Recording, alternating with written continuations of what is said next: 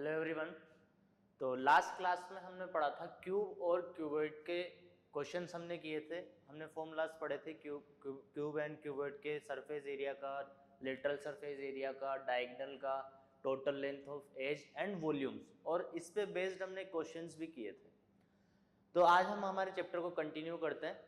अब हम पढ़ेंगे जो कल जो पढ़ा उसी का एक बार रिवाइज करेंगे। उस क्यूब एंड क्यूबॉइड पे रिलेटेड कुछ और अच्छे क्वेश्चंस देखते हैं जो किसी कॉम्पिटिटिव एग्जाम में आए हुए हैं। तो चलिए स्टार्ट करते हैं।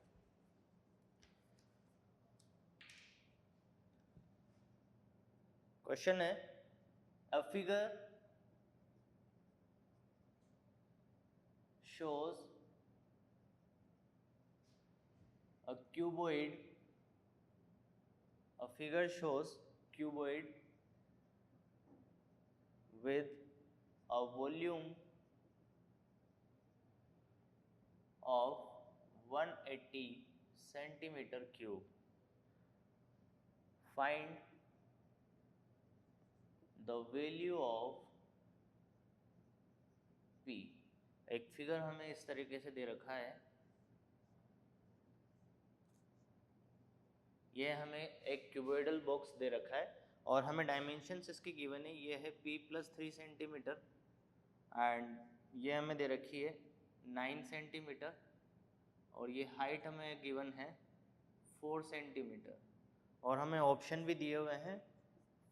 फर्स्ट ऑप्शन है 2 सेंटीमीटर, सेकंड ऑप्शन है 18 सेंटीमीटर, थर्ड ऑप्शन है 36 सेंटीमीटर एंड डी ऑप्शन है 72 सेंटीमीटर। तो चलिए सोल्व करते हैं इसको। यहाँ हमें वॉल्यूम गिवन है और डायमेंशंस हमें पता है। ये क्यूबॉइड है तो इसका वॉल्यूम कितना होगा? वॉल्यूम इज इक्वल टू हम लिख सकते हैं P+3 multiply by 9 multiply by 4 और वॉल्यूम हमें कितना गिवन है? 180 सेंटीमीटर क्यूब। तो इसको हम लिख देते हैं 180 P+3 multiply by 9 multiply by 4। 9 से अगर मैं इसे कैंसिल आउट करता हूँ तो ये होगा 20, फिर 4 से मैं इसको कैंसिल करता हूँ तो ये आएगा 5। ओके, तो यहाँ से हमें क्या मिल गया? 5 is equal to P+3, so P is equal to 2 centimetre. ये हमारा फाइनल आंसर होगा। तो option A is right answer, right option. चलिए नेक्स्ट क्वेश्चन देखते हैं।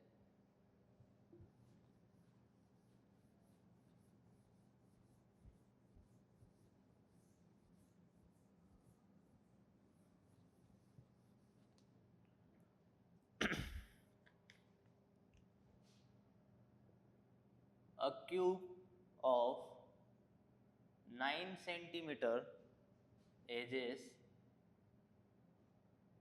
is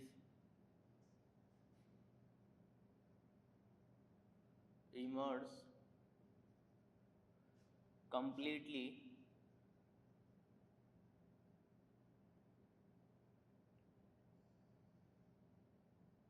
in a rectangular vessel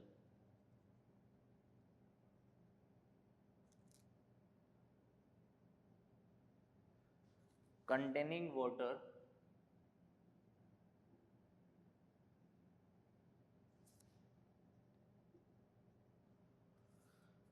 if the dimension of the base if the dimension of the base if the dimension of base are 15 centimeter and 12 centimeter, find the rise in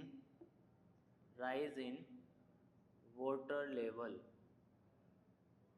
इसमें भी हमें options given है। First option है 5.02 centimetre, second option है 3.5 centimetre and third option है 4.05 centimetre and the fourth option is 3.02 centimetre. ये हमारा question है। A cube of 9 centimeter edges is immersed completely in a rectangular vessel. एक rectangular vessel है, rectangular vessel को हम assume कर सकते हैं कि ये cuboidal vessel होगा. इसमें एक 9 सेंटीमीटर एज का एक क्यूब इमर्स कंप्लीटली इमर्स हो जाता है, मतलब उसमें डूब जाता है. तो अगर हम किसी सॉलिड में किसी वेसल में हमारे पास वाटर है, अगर उसमें मैं कुछ भी दूसरा सॉलिड डालता हूं, वो उसमें अगर इमर्स हो जाता है तो वाटर लेवल इंक्रीज होगा. तो हमें यहाँ यही बताना है कि कितना वाटर लेवल इंक्रीज होगा. तो चलिए इसका एक रफ डायग्राम बना लेते हैं सबसे पहले.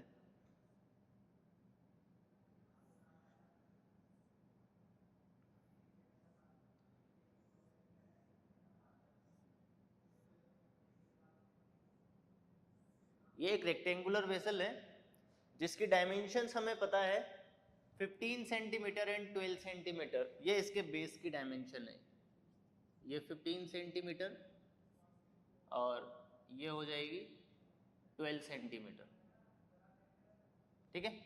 मान लेते हैं कि अभी इसमें वाटर जो है इस लेवल तक भरा हुआ है.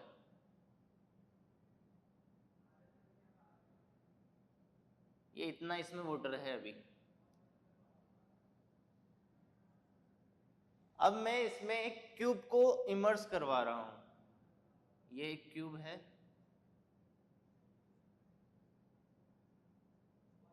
जब ये क्यूब इसमें इमर्स होगा कंप्लीटली तो वाटर लेवल इंक्रीज होके अभी इतना है वाटर लेवल. फिर ये इंक्रीज होके लेट सपोज इतना हो जाता है क्योंकि ये कंप्लीटली इमर्स हो रहा है. तो ये यहाँ से लेके ये यहाँ तक H2 होगा.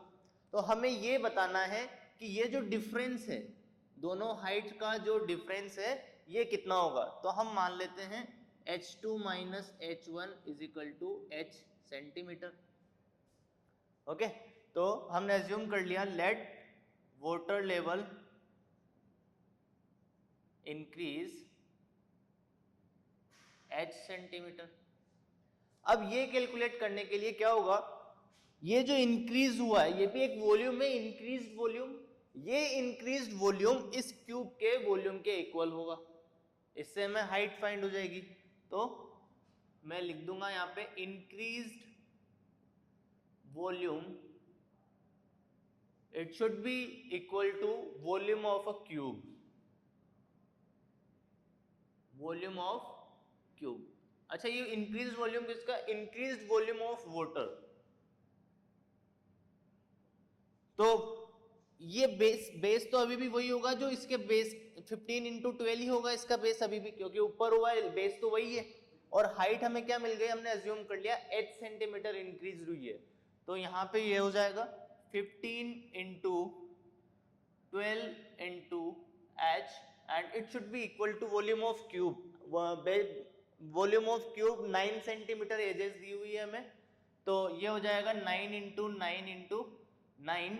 और यहाँ से हम इसको सोल्व करेंगे तो ये 15 डिवाइड मल्टीप्लाई बाय 12 से डिवाइड हो जाएगा और ये सोल्व करने पे आएगा 4.05 सेंटीमीटर.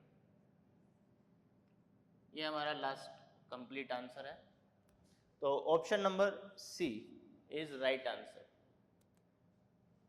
नेक्स्ट क्वेश्चन देखते हैं.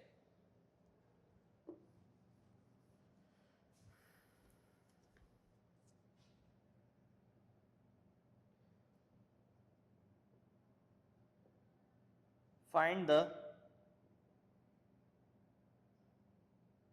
number of bricks each measuring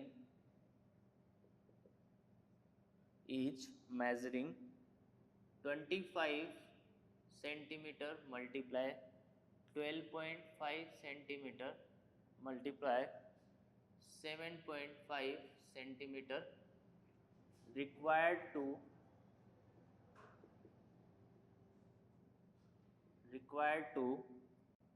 construct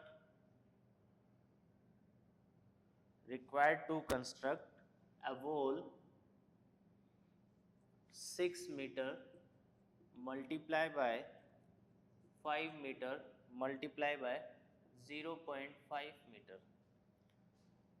thick, while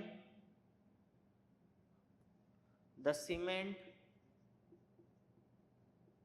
and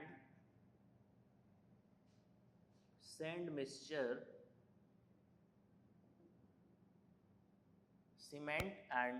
mixture occupies 1/20 of volume of wall.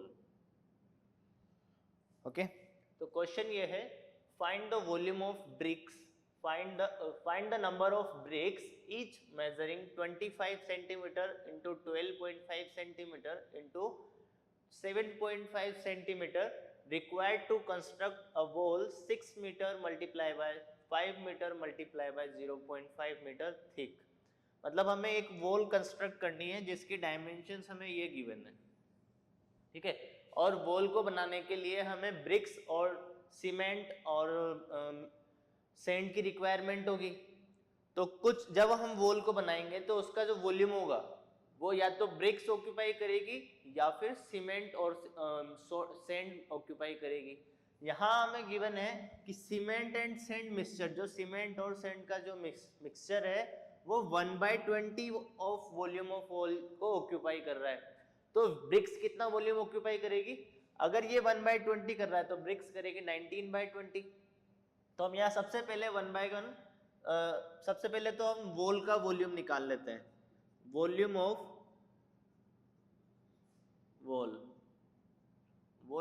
Wall निकालने के लिए ये हमें दे रखा है 6 metre multiply by 5 metre multiply by 0.5 metre. तो हम इसको लिख सकते हैं 6 into 5 into 0.5 metre cube. Now volume occupied by cement and sand mixture,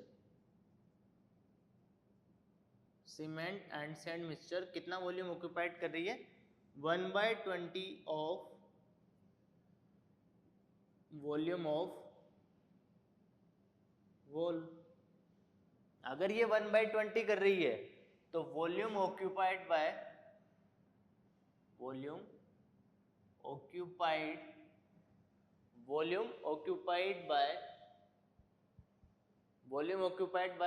BRICS is equal to हो जाएगा 19/20 of volume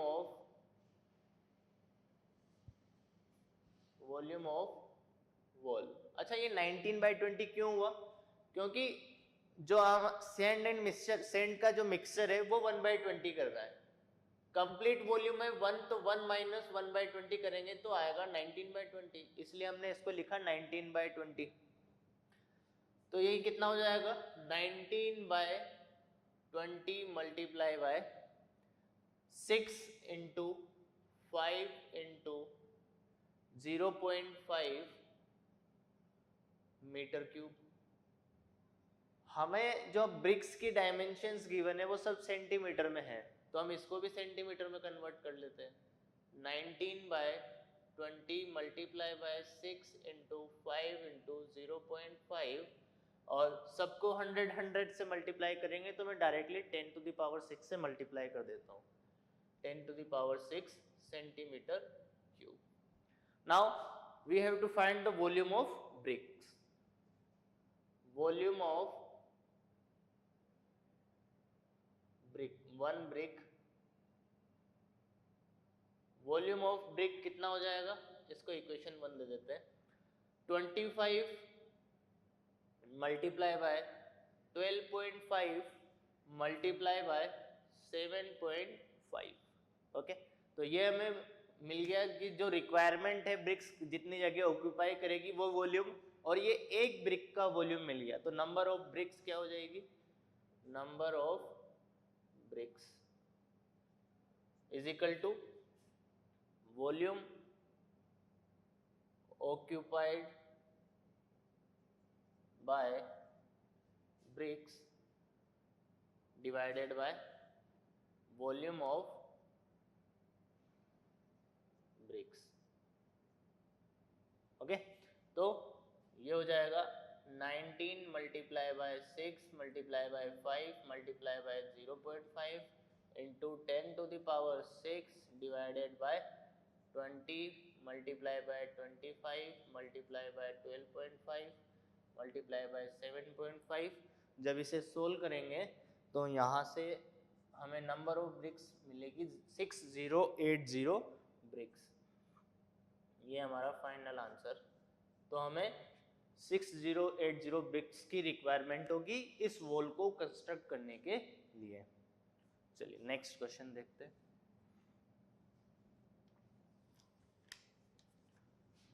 question number 4. The area of adjacent faces and surface area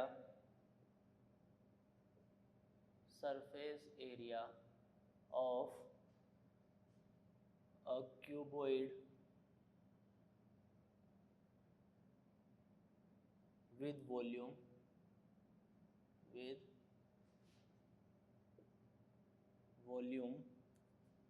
V and sides A, B, C are respectively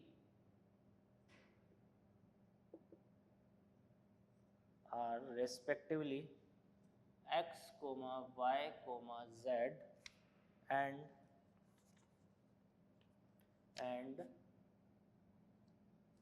then which of the following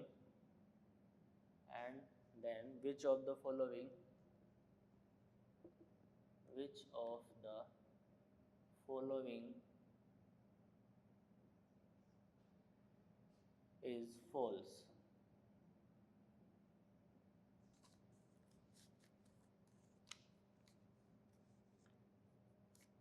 Option A is 1 upon V is equal to 2 upon S 1 upon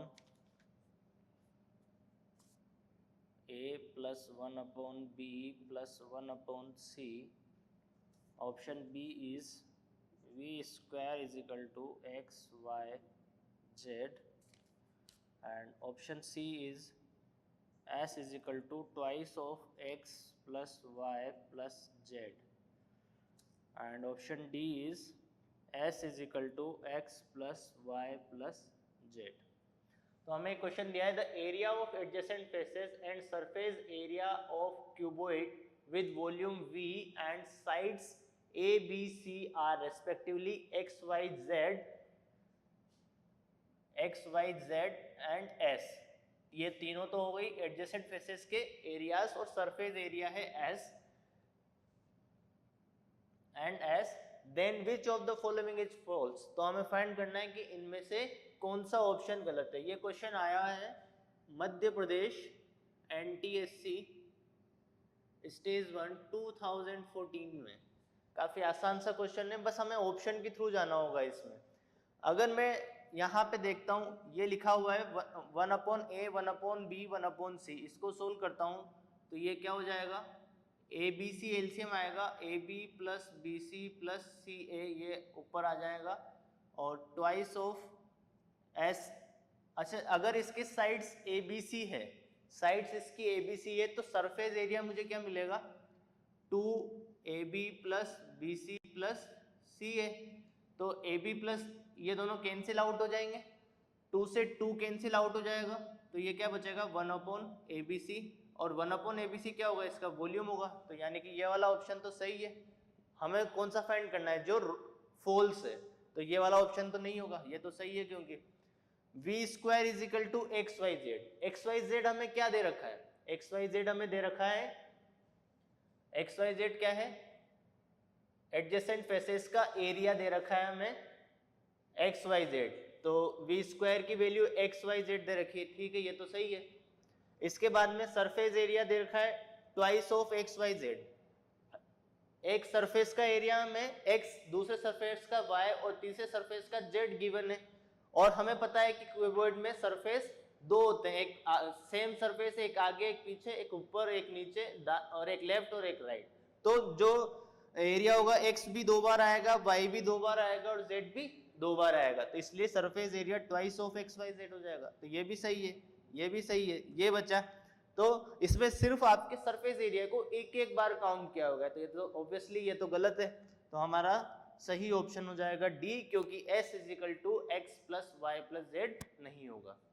ठीक है, तो इसका final answer है D. चलिए,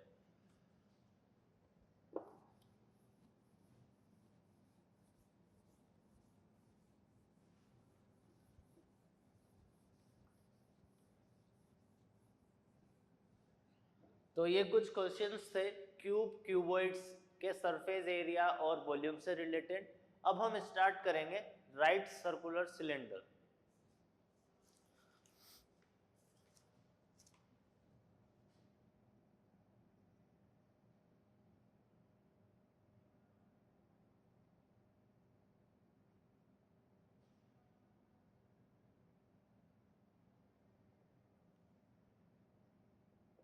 right circular cylinder actual में है क्या? Right circular cylinder क्या है? लेट सपोज मेरे पास एक रेक्टेंगुलर शीट है, ये एक रेक्टेंगुलर शीट है, मैं इसको लेंथ से अगर फोल्ड करता हूं, मतलब कुछ इस तरीके से, जब फोल्ड करूंगा तो मुझे कुछ इस तरीके से एक स्ट्रक्चर मिलेगा। हो सकता है कि मैं इसको ब्रेथ के अगेंस्ट भी फोल्ड कर सकता हूं, तो इधर से भी अगर मैं इसको फोल्ड करूं तो कुछ मुझे इस तरीके से मिलेगा।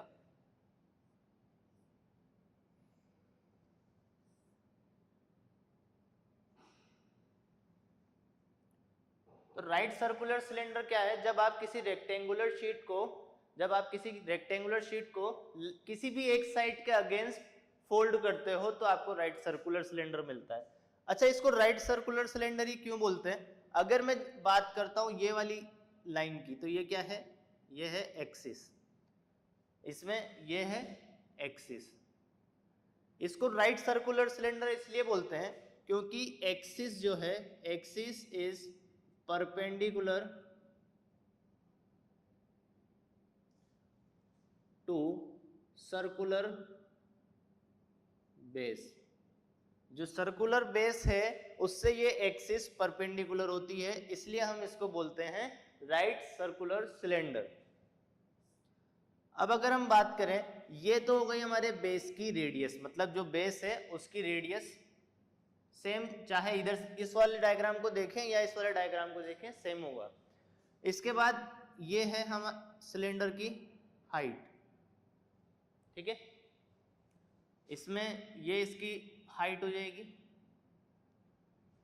ओके, अब इसमें बात करते हैं हम कि इसमें फेसेस कितने होंगे, सिलेंडर में फेसेस कितने होंगे। तो सिलेंडर में कितने फेस है? एक तो ये टॉप फेस होगा जो कि सर्कुलर है, ये एक बॉटम फेस होगा जो कि सर्कुलर है, और एक कर्व सरफेस होगा। तो टोटल सरफेसेस कितने आएंगे यहाँ पे? 3 सरफेसेस या 3 फेसेस। अच्छा, इस 3 फेस में 2 फ्लैट सरफेस कौन से होंगे? जो सर्कुलर बेस है।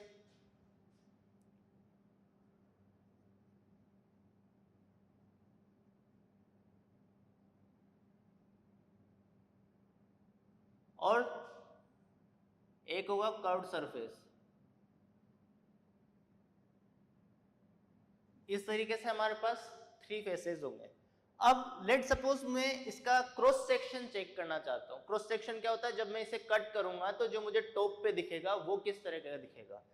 क्रॉस सेक्शन एक वर्टिकली कट कर सकता हूं मैं और हॉरिजेंटली कट कर सकता हूं। तो लेट सपोज कि अब हम बात कर रहे हैं क्रॉस सेक्शन की इसकी, क्योंकि क्रॉस सेक्शन से भी रिलेटेड क्वेश्चंस हमें ऑब्जेक्टिव एग्जाम्स में आ जाते हैं। जैसे एनटीएससी में एक क्वेश्चन पूछ लिया, ये एक सिलेंडर है, इसे मैं वर्टिकली कट कर रहा हूं। तो जब मैंने इसे वर्टिकली कट किया है तो मुझे क्या मिलेगा? कुछ इस तरह की डिजाइन मिलेगी।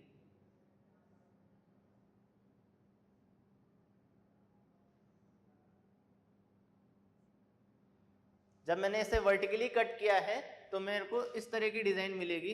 तो जब वर्टिकली कट कर रहे हैं तो क्रॉस सेक्शन कैसा होगा, रेक्टेंगुलर होगा। तो मैं लिख सकता हूं यहां से vertical cross section is rectangular. Vertical cross section कैसा है, रेक्टेंगुलर है।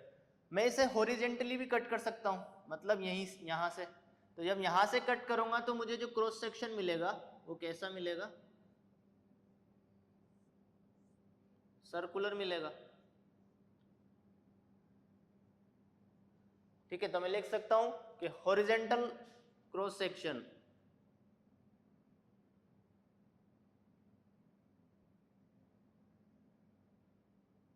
Is circular. तो ये जस्ट बेसिक इंफॉर्मेशन है सर्कल की, राइट सर्कुलर सिलेंडर की, कि हम जब किसी रेक्टेंगल को उसकी किसी भी साइड के अलोंग उसको रोटेट करते हैं या फोल्ड करते हैं तो हमें क्या मिलता है, सिलेंडर मिलता है। अगर मैं इसको लेंथ के अगेंस्ट फोल्ड कर रहा हूं तो मुझे कुछ इस तरीके का सिलेंडर मिलेगा, और अगर इसमें इसको इसके साइड के अगेंस्ट फोल्ड कर रहा हूं तो मुझे इस तरह का सिलेंडर मिलेगा। दोनों एक ही चीज है। सिलेंडर में हमें एक एक्सिस मिलेगी जो कि परपेंडिकुलर होगी सर्कुलर बेस के, इसीलिए इसको राइट सर्कुलर सिलेंडर कहा जाता है। इसकी एक कुछ हाइट होती है, perpendicular height, and radius, circle की जो रेडियस, सिलेंडर की जो रेडियस होती है वो जो उसके बेस की रेडियस है उसी के इक्वल होती है। फेसेस की अगर बात करें तो इसमें टू फ्लैट सरफेसेस होते हैं, एक टॉप पे होता है और एक बॉटम पे होता है, और एक कर्व सरफेस एरिया होता है। इसके बाद क्रॉस सेक्शन की हमने बात की, वर्टिकल क्रॉस सेक्शन रेक्टेंगुलर होगा और हॉरिजॉन्टल क्रॉस सेक्शन सर्कुलर होगा। तो चलिए इससे रिलेटेड अब आगे हम फॉर्मूलाज देखते हैं, कौन कौन से फॉर्मूला होते हैं।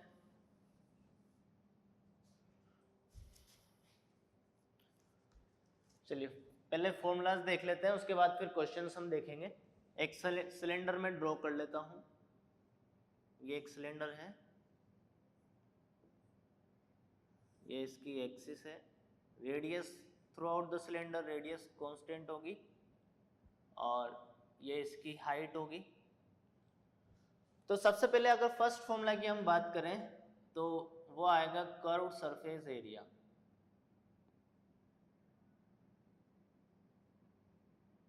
कर्व सरफेस एरिया वो एरिया होता है जो सिर्फ कर्व सरफेस एरिया, इसमें टॉप और बॉटम इंक्लूड नहीं होता, जैसा कि हमने क्यूब एंड क्यूबॉइड में देखा था लेटरल सरफेस एरिया जिसमें टॉप एंड बॉटम इंक्लूड नहीं किया था। तो वहां वो आया था perimeter of base, perimeter of base multiply by height. यहां हमारा बेस सर्कल है, सर्कुलर बेस है, इसका पेरीमीटर सरकमफ्रेंस होगा। Circumference of a circle is equal to 2 pi R. तो ये क्या हो जाएगा, 2 पाई आर, हाइट एच हमें गिवन है तो ये क्या हो जाएगी 2 पाई आर एच। ओके, और कर्व सरफेस एरिया को हम लिख लेते हैं सी एस ए। तो कर्व सरफेस ये हो गया हमारा 2 pi R H. Second, total surface area.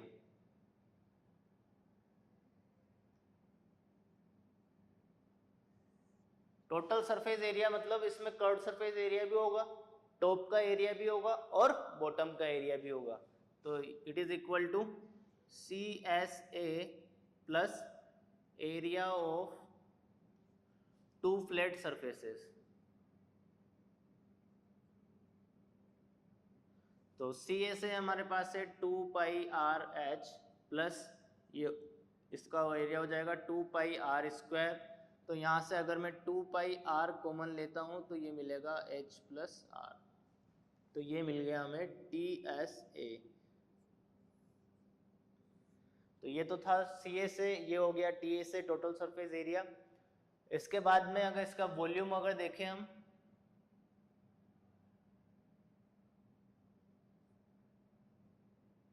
Volume होगा एरिया ऑफ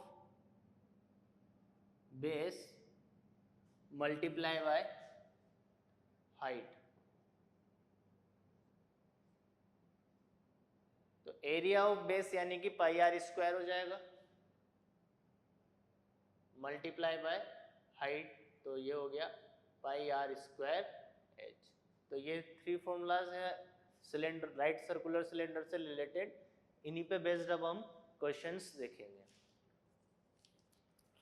बिल्कुल आसान से क्वेश्चन से स्टार्ट करते हैं। फर्स्ट क्वेश्चन लेते हैं सिलेंडर पे based. A cylinder is 3 meter high and circumference of its base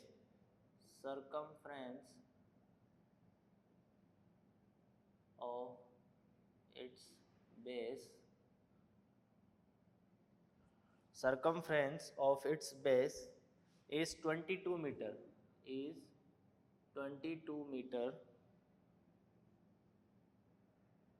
Find its curved surface area.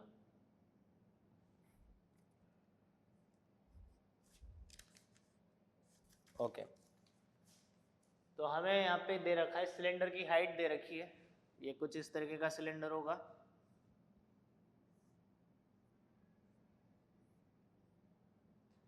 इसकी हाइट हमें गिवन है, हाइट 3 मीटर दे रखी है, और जो ये इसका बेस है, इसके बेस का सरकमफ्रेंस हमें 22 मीटर दे रखा है।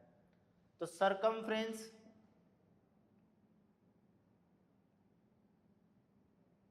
ऑफ बेस ये हमें दे रखा है 22 मीटर, और सरकमफ्रेंस की अगर मैं बात करूं तो वो होगा 2 pi R is equal to 22 metre. तो यहां से मैं 2 into 22/7 multiply by R is equal to 22 लिख सकता हूं। तो 22 से ये 22 कैंसिल हो जाएगा, आर इज इक्वल टू होगा 7/2। आर इज इक्वल टू 7/2 आ गया। हमें निकालना है curved surface area.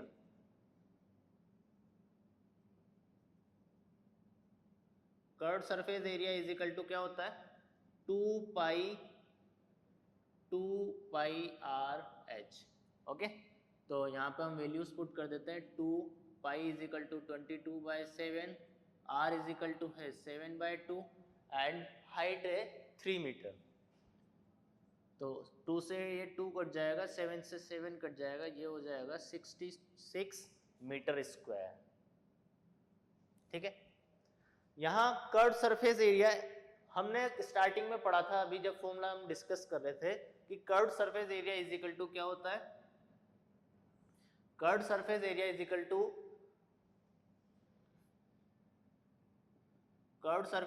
Equal to हमने लिखा था perimeter of base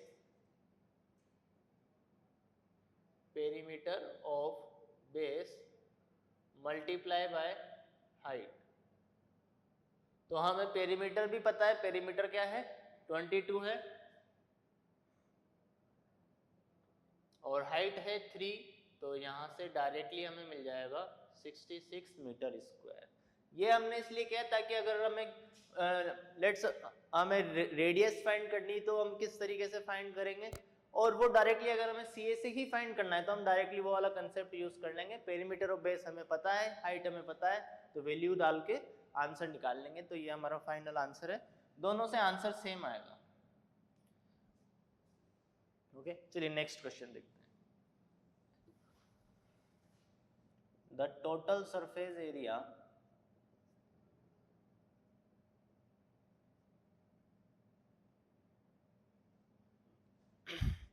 of a solid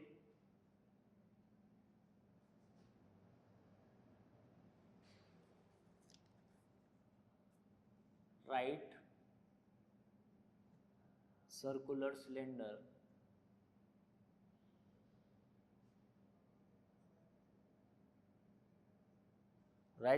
cylinder is 231 centimeter square. Its curved surface area is its curved surface area is 2/3 of its total surface area of the total surface area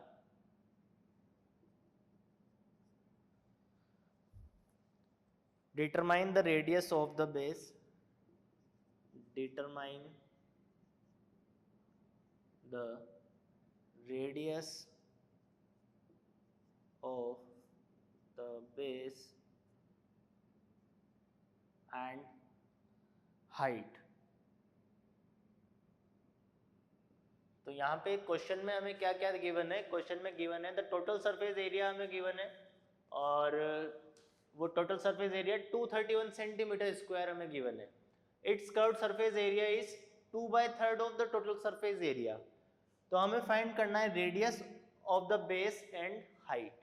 चलिए, अगर मैं इसका TSA यानी total surface area लिखता हूं, तो total surface area हमें given है 231 सेंटीमीटर स्क्वायर, और TSA यानी कि टोटल सरफेस एरिया का फॉर्मूला क्या होता है, ये होता है 2 पाई RH plus pi R square, 2 पाई R square curved surface area plus दोनों जो टॉप और बेस पे हमारे सर्कुलर बेसिस है उनका एरिया, ये दे रखा है 231। अगर इसमें से 2 पाई R कॉमन लें तो ये बचेगा H plus R is equal to 231। ये इक्वेशन 1 दे देते हैं इसको। इसके बाद अगर हम कर्व्ड सरफेस एरिया की बात करें, तो कर्व्ड सरफेस एरिया हमें क्वेश्चन में गिवन है 2/3 ऑफ 231, यानी कि 2/3 ऑफ 231। तो इसे हम कैंसिल कर सकते हैं, 7 3 जा 21, 2 रिमाइंडर आएगा फिर से 7 टाइम, यानी कि CSA इज इक्वल टू हो जाएगा 154 सेंटीमीटर स्क्वायर। अब CSA का फॉर्मूला क्या होता है, 2 पाई RH। तो 2 पाई RH की वैल्यू हमें मिल गई 154। यहां से अगर मैं देखूं 2 into 22/7 into R into H is equal to 154। तो 22 से मैं इसको कैंसिल कर सकता हूं 7 टाइम, एंड तो यहां से R इंटू H इसकी वैल्यू कितनी हो जाएगी 49/2। ठीक है, तो TSA हमें मिल गया 231 सेंटीमीटर स्क्वायर ये था, और हमें R इंटू H की वैल्यू यहां से मिल गई। इसको भी हम थोड़ा सा सोल्व कर लेते हैं। 2 into 22/7 into R H plus R is equal to 231। Equation हम इसको बाद में दे देंगे। इसको 11 की टेबल से कट कर सकते हैं हम, 2 टाइम एंड 1 टाइम, और ये हो जाएगा 2 टाइम। तो यहाँ से ये RH प्लस R स्क्वायर इसकी जो वैल्यू आएगी वो आएगी 21 इंटू 7 डिवाइडेड बाय 4, और 21 इंटू 7 क्या हो जाएगा 147 डिवाइडेड बाय 4। इसको हम इक्वेशन 1 दे देते हैं। हमें R इंटू H की वैल्यू मिल गई, यहाँ R इंटू H हमारा यूज्ड हो रहा है। तो फ्रॉम इक्वेशन 1 क्या हो जाएगा 21 इन RH की वैल्यू कितनी है 49/2 plus R square is equal to कितना है 147/4। 147/4। तो यहां से R square is equal to क्या होगा 147/4 माइनस 49/2। यहां से एलसीएम लेके इसको सोल्व करते हैं।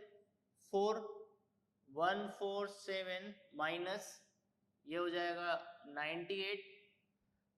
तो ये 98 है, तो इसको सोल्व करने पे R square is equal to हमें मिलेगा 49 divided by 4।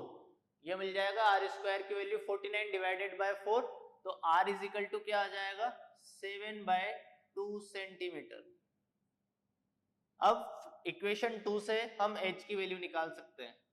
From equation 2 r into H हमें दे रखा है 49/2, तो 7/2 मल्टीप्लाई बाय h 49/2, 2 से 2 कैंसिल आउट हो जाएगा, 7 से 49 7 टाइम, तो h इज इक्वल टू कितना हो जाएगा 7 सेंटीमीटर। तो ये हमारे फाइनल आंसर से हमें बेस की रेडियस चाहिए थी और हाइट चाहिए था, दोनों हमें मिल गया है। चलिए नेक्स्ट क्वेश्चन देखते हैं।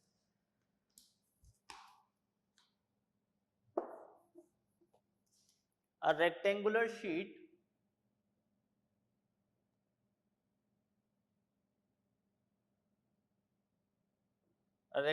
sheet of metal 44 centimeter long and 20 centimeter broad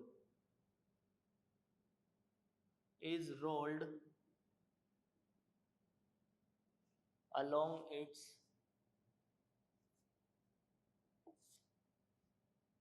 length into a cylinder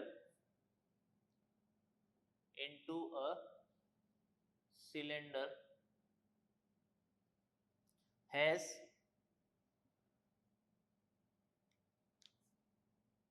20 centimeter as its height, as 20 centimeter as its height. Find curved surface area. Find curved surface area of cylinder. जैसा कि हमने starting में पढ़ा था कि cylinder होता क्या है, जब हम किसी रेक्टेंगुलर शीट को रेक्टेंगल की किसी भी साइड के अलोंग फोल्ड करते हैं तो हमें सिलेंडर मिलता है। यहाँ हमें क्या दिया है कि रेक्टेंगुलर शीट जो है उसकी डायमेंशन है 44 सेंटीमीटर एंड 20 सेंटीमीटर और is rolled along its length के अलोंग इसको रोल किया है हमने। तो हमने यहां से इसको रोल किया, लेंथ के अलोंग इसको हम रोल्ड कर रहे हैं इस तरीके से, यहां से इसको रोल्ड किया तो हमें कुछ इस तरीके का सिलेंडर मिलेगा।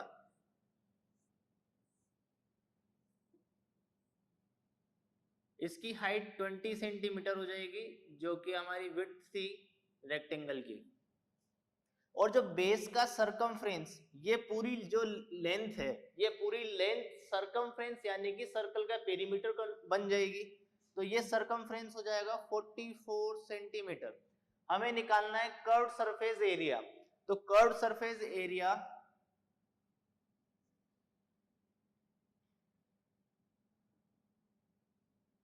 क्योंकि हमने इसको लेंथ के अलोंग फोल्ड किया है तो ये जो 44 सेंटीमीटर है ये क्या बन जाएगा, सरकमफ्रेंस ऑफ बेस मिल जाएगा। तो हम ये भी लिख लेते हैं, circumference of base is equal to 44 centimetre और curved surface area is equal to क्या होता है, circumference of base multiply by height. ठीक है, तो हमें सरकमफ्रेंस पता है कितना है 44, तो 44 और हाइट कितनी है 20, तो ये मिल जाएगा 880 सेंटीमीटर स्क्वायर। तो ये हमारा फाइनल आंसर आ गया। अब हमें अगर रेडियस फाइंड करनी होती तो हम रेडियस भी फाइंड कर सकते थे। सरकमफ्रेंस इज इक्वल टू 44 है तो 2 पाई r इज इक्वल टू 44 करते, वहां से हमें रेडियस फाइंड हो जाती।